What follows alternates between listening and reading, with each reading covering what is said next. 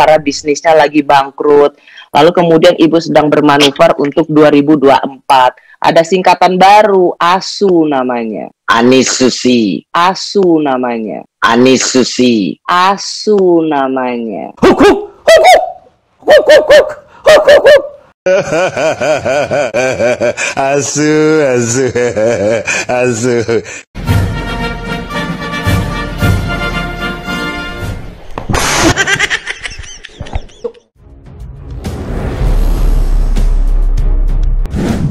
Hari ini saya mau ngomong soal Anies Baswedan. Kita akan bicara soal Pak Anies Baswedan, replika atau duplikatnya Imam Mahdi lah, Imam Mahdi lah, Imam Mahdi lah. Ada Imam Mahdi di Indonesia ini, namanya Profesor Dr. Anies Baswedan. Nama Parvati Badahe Arahana Mahadeva Vajivel Muruhanake Ruhanam. Om Bhadram Garne Visrunajama Deva Bhadram Vasyemakhya Virgijatra Tirairangai Duttavahum Sattanobihi Yashema Devahitam Jatajuhum Sattina Indra Vardasravaham. Imam Mahdi mau ikutan pemilu, pendukung Anies ternyata banyak yang halu. Jadi kalau saya amati, Pak Anies Baswedan ini sekarang walaupun belum jadi presiden, itu seolah-olah sudah jadi presiden aja. Dan di dalam kesempatan tertentu, momentum tertentu, gestur tubuhnya Pak Anies sampai itu sudah memposisikan diri sebagai presiden, di mana Pak Anies menginjakkan kakinya, rakyat wah self-assurance, rakyat bangga dengan sampean, menaruh harapan kepada sampean. Gitu ya Pak Anies ya. Barakallah. Pilih Anies Baswedan sayang, silahkan saja, tapi jangan gadai ayat jual agama. Ya ayyuhalladzina amanu la tattakhidhu aba'akum wa ikhwanakum awliya'a in istahabbul kufra 'alal iman wa may yatawallahum minkum faulaika humudz dzalimun. Hei orang beriman Pak Anies. 20% ya sayang, itu syaratnya. Jangan bilang dijegal kalau nanti gagal. Ini banyak jegal-jegal. Mungkin yang menjegal-jegal itu sedang mengatakan bahwa survei aslinya tidak seperti itu. Kamu hanya bisa sekedar berusaha, tapi rakyat tahu Indonesia nggak butuh dia. Anis ASU namanya. Anis ASU namanya. Anis Susi. ASU namanya.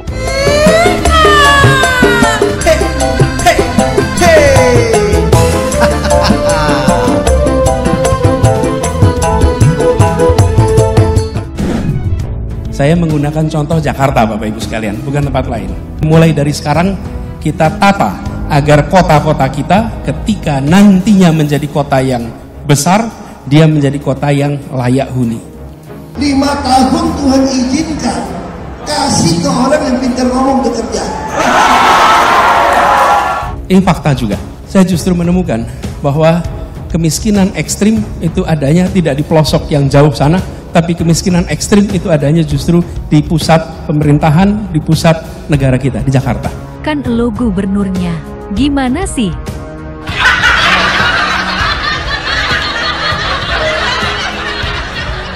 Tapi yang pintar ngomong itu dikira orang hebat kan?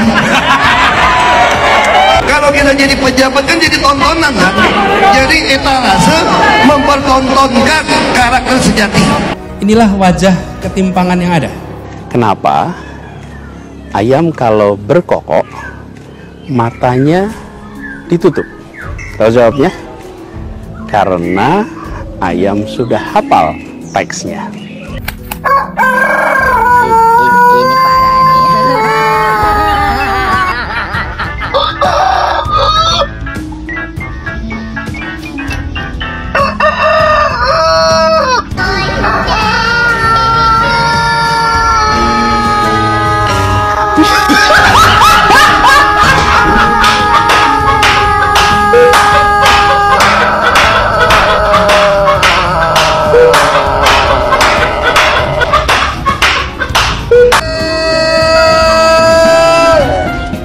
Kami menggoyangkan langit, menggempakan darat, menggelorakan samudra. Selama ini rumah sakit kita berorientasi pada kuratif dan rehabilitatif, sehingga datang karena sakit lalu datanglah ke rumah sakit untuk sembuh. Untuk sembuh itu harus sakit dulu. Untuk sembuh itu harus sakit dulu. Sehingga tempat ini menjadi tempat orang sakit. Jadi datang ke rumah sehat untuk menjadi sehat dan lebih sehat. Untuk sembuh itu harus sakit dulu.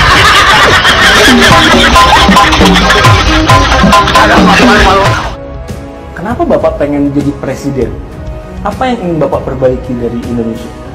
Ya, ketika saya pindah ke kampung ini, saya diminta sama warga di sini jadi pembina Karang Taruna. Oh, ya saya terima. Sampai sekarang saya statusnya masih pembina Karang Taruna di kampung ini. Jadi kalau mau 17-an, walaupun saya udah gubernur, saya pernah menteri, saya tanda tangan proposal 17-an Karang Taruna. Bagaimana kebijakan disusun berdasarkan gagasan, bukan sekedar kebijakan tanpa narasi, tanpa gagasan. Urutannya harus jelas, bukan hanya karya, tapi karya berbasis narasi, narasi berbasis gagasan. Dan gagasannya di sinilah tadi yang saya sampaikan: kesemakmuran, kesetaraan, keadilan. Dan begitu ada pembagian sumber daya, maka pembagian sumber daya ini adalah memasukkan unsur-unsur gagasan itu. Woi, ngomong apa sih? Bikin orang nggak ngerti. Gagasan, maksudnya gagasan apa? Yang jelas dong kalau ngomong. Menjawab kata-kata dengan kata-kata. Tugas saya sekarang adalah menjawab setiap kata-kata dengan karya-karya. Tahayul itu semua itu nongseng kalau kata orang Belanda, ya nggak?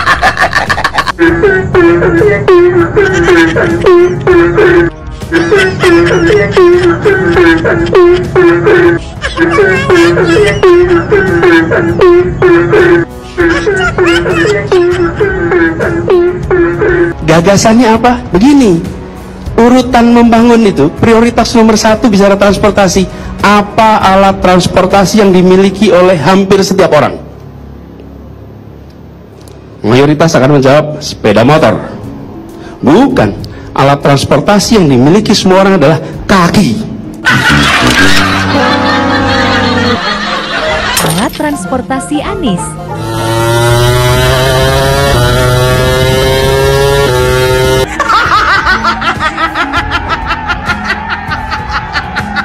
Air itu turun dari langit ke bumi, bukan ke laut. Harusnya dimasukkan ke dalam bumi, masukkan tanah. Di seluruh dunia air jatuh itu dimasukkan ke tanah, bukan dialirkan pakai gorong-gorong raksasa ke laut. Dan semuanya juga posisi siap, nanti ketika air sampai di muara maka siap untuk dipompa ke laut. Dan ini melawan sunnatullah. Kenapa? Air itu turun dari langit ke bumi, bukan ke laut. Sehingga dia pada saat musim hujan, ketika sungai airnya meningkat, didesain untuk menampung luapan air sungai, sehingga parkirnya di dalam taman. Itu pernah Pak komentar, Pak, tamannya banjir. Bukan banjir, itu memang parkir air. Pak Anies kalau misalnya dikatain gubernur nggak bener, banjir nggak beres, Formula E nggak jalan, nggak apa-apa? Kan katanya, bukan faktanya. Nggak apa-apa dong. Tapi kan banjir masih, Pak, faktanya. Ya. Loh kok iya? Iya, emang iya. Tadi kan katanya bukan ya, faktanya. Jadi gini, kalau misalnya banjir masih, emang masih banjir. Betul.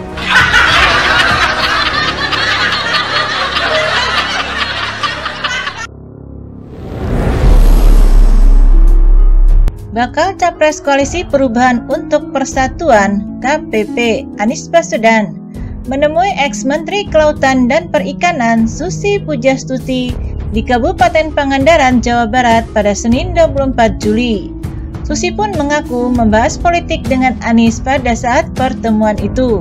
Namun, ia mengklaim pertemuan tersebut tidak membahas soal calon wakil presiden atau cawapres. Cawapres tidak ada omongan tentang cawapres, kata Susi kepada cnnindonesia.com Selasa 25 Juli. 3 partai yang tergabung dalam KPP yakni PKS, Nasdem, dan Demokrat merespons pertemuan Anies dan Susi secara berbeda. Nasdem masih membuka kemungkinan Susi menjadi cawapres Anies. PKS menyerahkan kepada Anies. Sementara Demokrat seolah menutup pintu bagi Susi sebagai cawapres. Juru bicara Partai Demokrat, Herzaki Putra Mahendra, mengaku yakin pertemuan antara Anies dan Susi tak membahas perihal cawapres pendamping Anies. Herzaki mengatakan partainya enggan kembali membahas siapa cawapres pendamping Anies. Menurutnya, hal itu sudah selesai dan tinggal diumumkan. Baca pres udah tuntas, ya, di Koalisi Perubahan. Mandatnya sudah di Mas Anies, namanya sudah ada. Tinggal tunggu waktu saja kapan waktu yang pas, kata dia kepada cnnindonesia.com Selasa 25 Juli. Kendati demikian, Herzaki menyambut baik pertemuan yang dilakukan Anies dengan Susi. Dia mengaku senang memiliki bakal capres yang bersilaturahmi dengan semua pihak. Terlebih, menurut Herzaki, Susi dikenal sebagai sosok yang memiliki kapasitas dan kapabilitas. Sekretaris Jenderal Partai Nasdem Hermawi Taslim menilai Susi memenuhi syarat sebagai cawapres pendamping Anies di pemilu 2024. Susi yang disebut-sebut berani dan bebas dari kasus hukum dianggap Hermawi telah memenuhi beberapa syarat cawapres yang disampaikan Anies sebelumnya. Nah, dari kriteria itu, seyogyanya Susi memenuhi syarat untuk jadi salah satu kandidat, kata Hermawi kepada cnnindonesia.com. Keduanya juga mempunyai persamaan yang sama-sama komunikatif dengan rakyat kecil dan senantiasa mengimpikan perubahan ke arah yang lebih baik dari negeri ini, Hermawi menambahkan. Lebih lanjut, Ketua DPP Partai Nasdem, Charles Meikansa, pun meyakini Anies dan Susi membahas soal cawapres kala pertemuan itu. Pembahasan soal pemimpin 2024 pasti ada. Apakah Bu Susi masuk radar pendamping Pak Anies? Itu hak sepenuhnya Pak Anies mencari pendampingnya. Bu Susi menarik sekali di mata publik, kata Charles. Sementara juru bicara PKS Ahmad Mabruri menduga pertemuan Anies dan Susi sebagai upaya mencari cawapres yang sesuai dengan kriteria 0, seperti yang telah Anies sampaikan.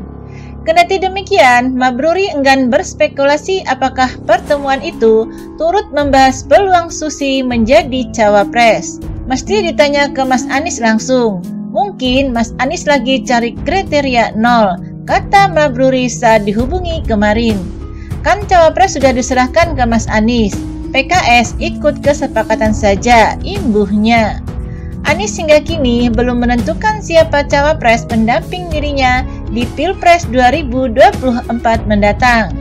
Ketua Umum Partai Demokrat Agus Harimurti Yudhoyono digadang-gadang menjadi salah satu kandidat kuat pendamping Anies. Sejumlah elit Demokrat pun mengaku optimis AHY akan dipilih Anies. Seperti diketahui, mencuat wacana duet Anies Baswedan dengan ex-Menteri Kelautan dan Perikanan atau KKP Susi Pujastuti di Pilpres 2024. Apalagi muncul respon positif dari elit parpol pendukung Anies seperti dari PKS dan Nasdem. Pengamat komunikasi politik Universitas Esa Unggul M. Jamiluddin Ritonga menganalisa wacana duet itu dinilai kurang berdasar. Alasannya, menurut dia, Susi menyatakan tak ada pembicaraan cawapres dalam pertemuannya dengan Anies. Karena itu, peluang menduetkan Anies Susi tampaknya sangat kecil. Sebab Susi bukan sosok yang dapat membantu Anies untuk menambah pundi-pundi suara, kata Jamiluddin dalam keterangannya Rabu malam 26 Juli 2023. Dibilang Anies butuh sosok bakal cawapres yang bisa membantu mengerek perolehan suara di Jawa Tengah dan Jawa Timur. Ia mengatakan demikian karena di dua provinsi itu dukungan terhadap Anies masih relatif rendah. Anies kalah jauh dibandingkan Ganjar Pranowo dan Prabowo Subianto, jelas Jamiluddin. Bagi dia, wacana menduetkan Anies Susi malah tak mengatasi persoalan mengeruk suara di Jateng dan Jatim. Menduetkan Anies Susi tidak mengatasi persoalan yang dihadapi Anies di dua provinsi itu. Lanjutnya, dia menyebut Susi bukan sosok solusi bakal cawapres yang pas untuk Anies. Salah satu faktornya karena elektabilitas Susi belum terlihat. Susi bukan solusinya, karena elektabilitasnya hingga saat ini tidak muncul dari hasil beberapa lembaga survei, ujar ex-dekan Vkom Institut Ilmu Sosial dan Ilmu Politik atau ISIP tersebut. Jaminuddin menduga agenda politik Anies menemui Susi tampaknya ingin mengajak jadi bagian tim pemenangan atau tim ses di 2024. Kunjungan Anies ke Susi tampaknya bukan membicarakan cawapres. Anies kemungkinan ingin mengajak Susi ke dalam timnya untuk mengarungi Pilpres 2024, tuturnya. Menurut dia, kehadiran Susi dalam tim ses Anies sangat diperlukan. Alasannya bisa meyakinkan publik dengan melihat orang-orang sekitar Anies di tim ses merupakan sosok yang bersih dan berani. Tim seperti itu diperlukan untuk mewujudkan perubahan, karena sulit diharapkan melakukan perubahan kalau di sekitar Anies tidak bersih dan berani, ujarnya.